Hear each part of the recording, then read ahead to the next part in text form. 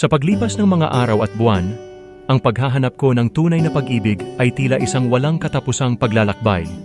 Ngunit sa isang hindi inaasahang pagkakataon, ikaw ay dumating at binago ang aking mundo. Ang mga araw na puno ng kalungkutan ay napalitan ng kulay at saya, at ang buhay kong dati kay tamlay ay biglang sumigla. Sa bawat yakap at ngiti mo, ang puso ko'y nagiging kalmado at puno ng ligaya. Ikaw ang sagot sa aking mga panalangin, ang natatanging hiling na sa wakas ay natupad. Ngayon, abot langit ang pasasalamat at pag-ibig ko sa iyo, at sana'y magpatuloy ang ating kwento hanggang sa dulo ng walang hanggan.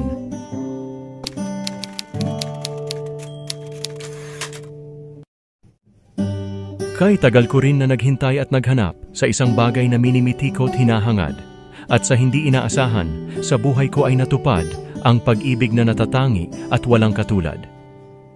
At dahil ngayoy kapiling ka na sa tuwina, ang mundo ko'y pinuno mo ng kulay at saya.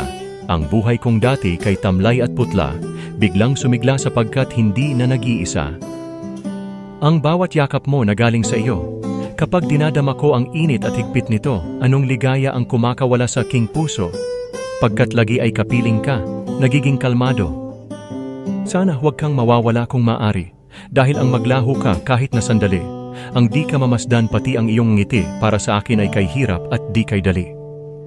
Dahil kay tagal ko itong hiniling kay Bathala, na sana ikaw ay makita ko at makilala, at ngayon sa habang buhay makakasama, sa hirap at ginhawa lagi ay kapiling ka.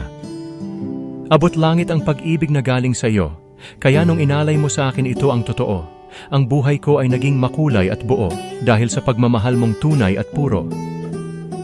Abot langit ang pag-ibig na nararamdaman, ang sayo'y natagpuan at laging nararanasan, at sana'y di ka magbago at ang nakasanayan, umabot man at marating natin ang kailanman.